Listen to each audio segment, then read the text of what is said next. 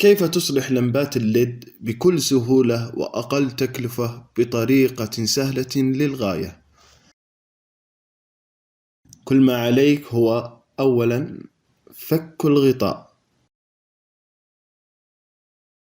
ملحوظة: كل لمبة لها طريقة فك معينة، لذا عليك اكتشاف طريقة فكها. ثانياً، تفحص لمبات الليد باستخدام بطارية 9 فولت أو 5 فولت باستخدام هذا السلك. إذا لم يكن متوفراً لديك، مبروك، لقد جلبت لك الحل، متوفر لدى الجميع. كل ما عليك هو استخدام أي سلك متوفر لديك، فقط قم بإلصاقه بالأقطاب الموجبة والسالبة كما تشاهدون.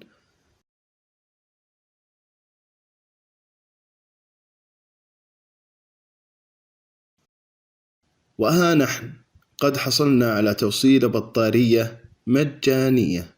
الآن دعونا نرجع لموضوعنا: كيف تصلح لمبة الليد؟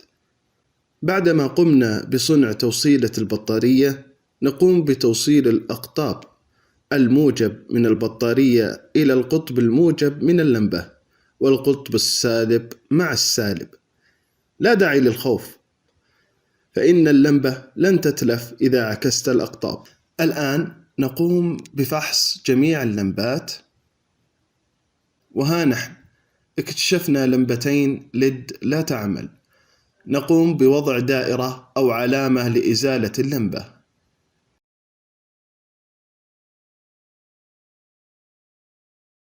ثالثاً، نزيلها باستخدام مفك أو مشرط، ولكن انتبه من حدة المشرط، ويجب علينا إزالة اللمبة بالكامل.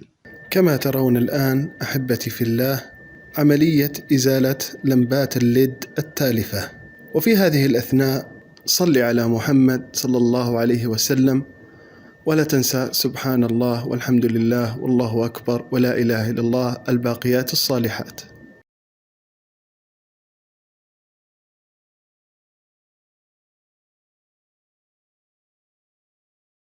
رابعاً، بعدما قمنا بإزالة اللمبة التالفة، نقوم بتلحيم ما تم إزالته كما تشاهدون.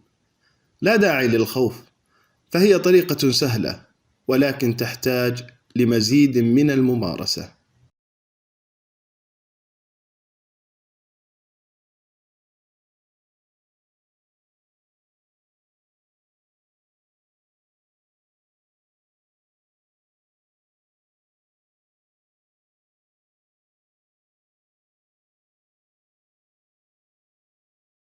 ونلاحظ جميعاً لقد لحمنا مكان ما تم إزالته من لمبات الليد.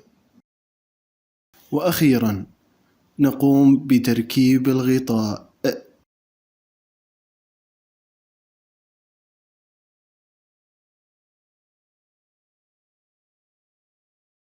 مبروك، لقد أصلحت اللمبة.